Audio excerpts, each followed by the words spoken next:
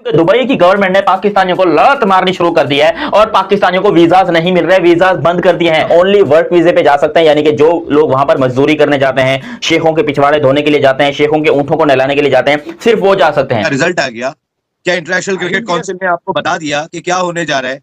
क्या आपको पता चल गया कि ये डिसीजन हो चुका है? ये तो जरा से तो पता नहीं, इंडियन मीडिया तो कोई 6 महीने से कह रहा है। सबसे बड़ा पॉइंट यहाँ पे ये है कि अभी तक आपका बोर्ड क्लैरिफाई ही नहीं है कि चैंपियंस ट्रॉफी होगी भी या नहीं होगी, क्योंकि हाइब्रिड मॉडल या फ्यूजन मॉडल जिसकी बात की जा रही है, ना उस पे बीसीसीआई का वर्जन कोई आया, ना ही पीसीबी का कोई वर्जन आया। ये एक तरह से इंडियन मीडिया और पाकिस्तान मीडिया की लड़ाई है। वो वहां से कोई बात करते हैं तो उसको पाकिस्तान में उछाला जाता है, पाकिस्तान से कोई बात होती है उसको इंडिया से उछाला जाता है। अगर जिस तरह मैंने पहले कहा था कि अगर ये हाइब्रिड मॉडल वाला या स्केड्यूल वाला मामला पहले ही हल हो जाता तो मेरा ख्याल है कि आईसीसी तो पलक झपकते ही उसकी अनाउंसमेंट कर देता। ये जो इवेंट दिया जा रहा है, कुछ लोग इसको कामयाबी समझ रहे हैं। मेरा अपना जाती तौर पे ये मानना है कि ये शायद फ्यूचर में जाके फिर फ्यूजन करेंगे और ये लीग मैचेस तो खेल लेंगे पाकिस्तान, जो पाकिस्तान और इंडिया का लीग मैच होगा वो कोलंबो में जाके, जब सेमीफाइनल और फाइनल में अगर पाकिस्तान पहुंच जाता है तो फिर ये पाकिस्तान को अलाउ नहीं करेंगे कि आप कोलंबो में खेलें। ये आईपीएल इंडियन प्रीमियर लीग वो $30 बिलियन का ब्रांड है, जिसका 51% शेयर होल्डर बीसीसीआई है।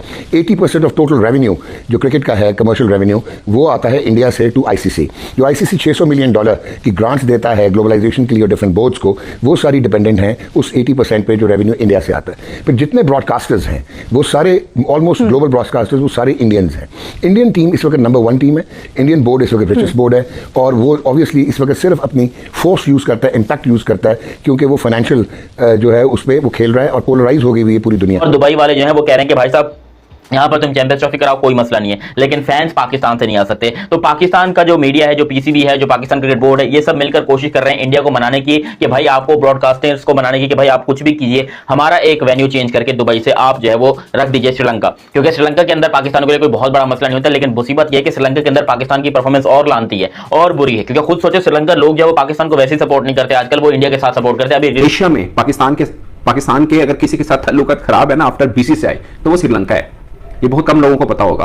पाकिस्तान के श्रीलंका से बिल्कुल ताल्लुकात अच्छे नहीं है, और ये नजम शेट्टी साहब ने एक इंटरव्यू में भी कहा है कि पाकिस्तान की एशिया के प्लेटफॉर्म पे अगर सबसे बड़ी मुखालफत आती है तो वो श्रीलंका बोर्ड से आती है। ये जो पॉइंट हुआ ना श्रीलंका में होना चाहिए, पाकिस्तान ने पहले किया था कि श्रीलंका में होना चाहिए, बट उसके बाद जो मामला चले वो दुबई वाले थे, और आई गेस श्रीलंका वाला शायद आइडिया जिसका भी है मतलब पाकिस्तान में, वो शायद गलत है। भाई आईसीसी कोई पागल है? तो वहां पे कोई दिमाग काम नहीं करता लोगों का, या वो कुछ दो रोटी नहीं खाते हैं, या पानी को मम्मम कहते हैं?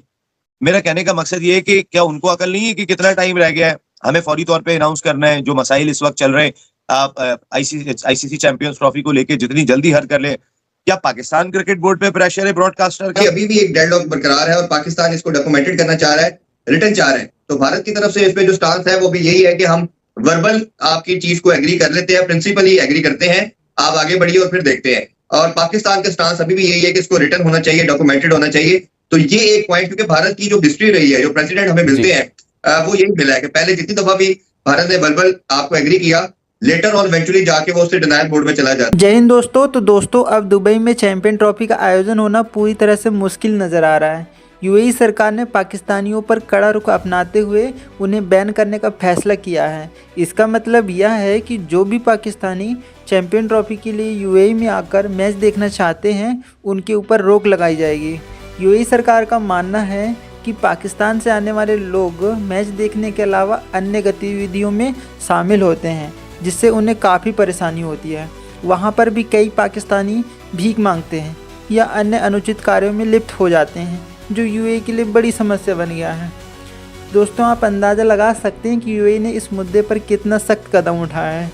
यही वजह है कि अब पाकिस्तान में मांग की जा रही है कि चैंपियन ट्रॉफी का आयोजन यूएई के बजाय श्रीलंका में कराई जाए। बहुत बड़ा धचका है हमारे लिए कि अब हमारे को दुबई वालों ने भी लात मार के निकाल दिया है, और दुबई वाले जो है वो कह रहे हैं कि भाई साहब यहाँ पर तुम चैंपियंस ट्रॉफी कराओ, कोई मसला नहीं है, लेकिन फैंस पाकिस्तान से नहीं आ सकते। तो पाकिस्तान का जो मीडिया है, जो पीसीबी है, जो पाकिस्तान क्रिकेट बोर्ड है, ये सब मिलकर कोशिश कर रहे हैं इंडिया को मनाने की कि भाई आपको, ब्रॉडकास्टर्स को मनाने की कि भाई आप कुछ भी कीजिए, हमारा एक वेन्यू चेंज करके दुबई से आप जो है वो रख दीजिए श्रीलंका। क्योंकि श्रीलंका के अंदर पाकिस्तान को लिए कोई बहुत बड़ा मसला नहीं होता, लेकिन मुसीबत यह है कि श्रीलंका के अंदर पाकिस्तान की परफॉर्मेंस और लानती है और बुरी है। क्योंकि खुद सोचे श्रीलंका लोग जो है वो पाकिस्तान को वैसे ही सपोर्ट नहीं करते आजकल, वो इंडिया के साथ सपोर्ट करते हैं। अभी रिसेंटली श्रीलंकन ए टीम जो है वो पाकिस्तान में दौरा आधा छोड़ के चली गई। एक टूर था, पाकिस्तान ए टीम पाकिस्तान के साथ मैचेस खेली थी, वो आधा टूर खेल के तो उनके दिल में वैसे ही हमारे लिए नफरत पैदा हो गई है। तो श्रीलंका के लोग हमें कोई खास पसंद नहीं करते, लेकिन पाकिस्तान क्रिकेट बोर्ड पता नहीं क्यों ये सोच रहा है कि भाई हम श्रीलंका में लेकर जाते हैं, क्योंकि वहां पर पाकिस्तानी फैंस आ सकते हैं। अब आ सकते हैं, नहीं आ सकते, अब तक श्रीलंकन गवर्नमेंट ने अभी तक ऐसा कुछ खास नहीं बताया। आईसीसी कोई पागल है? तो वहां पे कोई दिमाग काम नहीं करता लोगों का, या वो कुछ दो रोटी नहीं खाते हैं या पानी को मम्मम कहते हैं। मेरा कहने का मकसद ये है कि क्या उनको अकल नहीं है कि कितना टाइम रह गया है, हमें फौरी तौर पे अनाउंस करना है जो मसाइल इस वक्त चल रहे हैं। आप आईसीसी चैंपियंस ट्रॉफी को लेके जितनी जल्दी हल कर लें।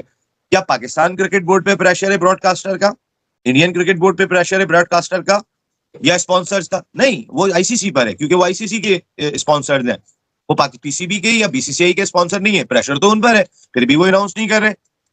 अब्बास भाई, हमने पिछले प्रोग्राम में भी एक बात कही थी, दाल में कुछ काला है या पूरी की पूरी दाल काली हो गई है? ये बहुत बड़ा सवाल है। नजर आ रहा है, क्या नजर आ रहा है? क्यों अनाउंसमेंट नहीं हो रही? क्या इनसाइड है? वजह क्या है? क्या रुकावट है? अब्बास भाई, बज़ाहिर तो एक ही चीज नजर आ रहा है कि रुकावट है। बज़ाहिर तो एक ही चीज दिखाई दे रही है कि अभी तक ऐलान नहीं हो पा रहा है, वरना तो जाहिरी तौर पे तो अगर आप सारे अखबारात उठा लें, मीडिया चैनल उठा लें तो मसला हल हो चुका है, हेडलाइन चल रही है। आईपीएल इंडियन प्रीमियर लीग वो $30 बिलियन का ब्रांड है जिसका 51% शेयर होल्डर बीसीसीआई है। 80% ऑफ टोटल रेवेन्यू जो क्रिकेट का है, कमर्शियल रेवेन्यू, वो आता है इंडिया से टू आईसीसी। जो आईसीसी $600 मिलियन की ग्रांट्स देता है ग्लोबलाइजेशन के लिए डिफरेंट बोर्ड्स को, वो सारी डिपेंडेंट हैं उस 80% पे जो रेवेन्यू इंडिया से आता है। फिर जितने ब्रॉडकास्टर्स हैं वो सारे ऑलमोस्ट ग्लोबल ब्रॉडकास्टर्स वो सारे इंडियंस हैं। इंडियन टीम इस वक्त नंबर 1 टीम है। इंडियन बोर्ड इस वक्त रिचेस्ट बोर्ड है और वो ऑब्वियसली इस वक्त सिर्फ अपनी फोर्स यूज़ करता है, इम्पैक्ट यूज़ करता है, क्योंकि वो फाइनेंशियल जो है उस पर वो खेल रहा है और पोलराइज हो गई हुई है पूरी दुनिया। ऑस्ट्रेलिया और इंग्लैंड ये, हालांकि और इवन साउथ अफ्रीका, ये फाउंडर मेंबर्स हैं क्रिकेट के। और अगर आप टेक्निकली देखें तो ये जो 12 फुल मेंबर्स बनते हैं, उसमें चाहे आइलैंड है, उसमें चाहे अफगानिस्तान है या पाकिस्तान है, इंडिया है, ये सारे इक्वल है क्योंकि इनका एक एक वोट है, किसी के पास राइट ऑफ वीटो नहीं है। लेकिन ये कोर्जन करते हैं अपने फाइनेंशियल मॉडल पे। अभी हुआ ये था कि आईसीसी क्या सोच रहा था कि वो क्या श्रीलंका को शामिल करे, इंडिया को निकाले, लेकिन ब्रॉडकास्टर्स ने कहा कि जी आपने यहाँ पे एक और चीज़ बड़ी इंपॉर्टेंट है, वो ये है कि जो पिछला साइकिल था आईसीसी ब्रॉडकास्टिंग राइट्स का, उसमें 7 टेरिटरीज होती थी जिनमें एशिया में इंडिया आता था। लेकिन इस साइकिल में इंडिया को अलहदा टेरिटरी बना दिया गया और स्टार डिज्नी ने $3.2 बिलियन के ब्रॉडकास्टिंग राइट सिर्फ इंडियन टेरिटरी के उठाए और हॉटस्टार ने $2.2 बिलियन के डिजिटल राइट उठाए।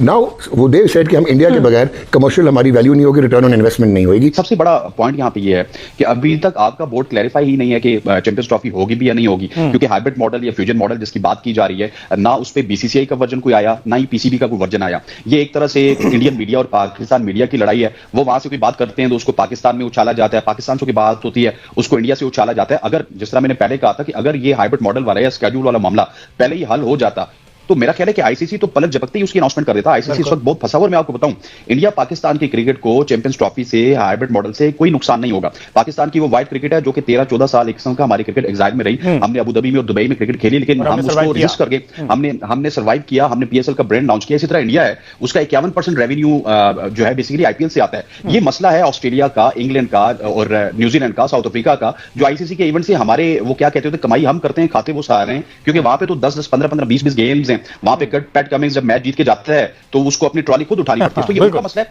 सारे इसी वजह से कंसर्न है। लेकिन इस दफा जो पाकिस्तान क्रिकेट बोर्ड का स्टांस है उसकी तारीफ करनी चाहिए। तो दोस्तों, जैसे कि आपने वीडियो में देखा, पाकिस्तानी मीडिया एक बार फिर से चैंपियन ट्रॉफी को लेकर परेशान हो गई है। इसका मुख्य कारण है कि यूएई की सरकार का सख्त फैसला, जिसमें उन्होंने पाकिस्तानी दर्शकों पर बैन लगाने की बात कही है। आपको बता दें कि पाकिस्तान क्रिकेट बोर्ड ने पहले चैंपियन ट्रॉफी के लिए हाइब्रिड मॉडल का प्रस्ताव रखा था, जिसमें दुबई में मैच आयोजित करने की योजना बनाई थी। और पीसीबी का कहना था कि अगर भारत भले ही पाकिस्तान नहीं आता, लेकिन हम इस बड़े इवेंट को ख़राब नहीं करना चाहते, इसलिए दुबई को चुना गया। हालांकि यूएई सरकार ने साफ कर दिया है कि पाकिस्तान से आने वाले दर्शकों को वीज़ा जारी नहीं किया जाएगा। यह खबर सुनकर पाकिस्तानियों के होश उड़ गए हैं, क्योंकि भारत पाकिस्तान जैसे हवाई वोल्टेज मुकाबले में पाकिस्तानी दर्शक शामिल नहीं हो पाएंगे। पाकिस्तानी मीडिया, जो अक्सर दुबई को अपना मजहबी भाई बताती है, अब इस फैसले से बौखलाहट में है। तो दोस्तों, यूएई सरकार का यह कदम इसलिए आया है क्योंकि पाकिस्तान से आने वाले लोग अक्सर वीज़ा नियमों का उल्लंघन करते हैं और वहां जाकर अराजकता फैलाते हैं। कई पाकिस्तानी भीख मांगते हुए पकड़े जाते हैं, जिससे यूएई प्रशासन को काफ़ी परेशानी होती है। यही वजह है कि यूएई ने अब पाकिस्तानियों की एंट्री पर सख्त प्रतिबंध लगाने का मन बना लिया है। अब पीसीबी के चेयरमैन मोहसिन नकवी इस पूरे मामले को संभालने के लिए एक नया विकल्प तलाश कर रहे हैं। वे चैंपियन ट्रॉफी के कुछ मुकाबलों को श्रीलंका में शिफ्ट करने का योजना बना रहे हैं और श्रीलंका में पाकिस्तान के दर्शकों को वीज़ा मिलने में कोई दिक्कत नहीं होगी और वहां जाकर वे मैच का आनंद ले सकेंगे। तो दोस्तों यह पूरा मामला पाकिस्तान क्रिकेट के लिए एक और बड़ा झटका है और बार बार इस तरह की समस्याएं ये दिखाती है कि उनकी व्यवस्था में कितनी खामियां हैं।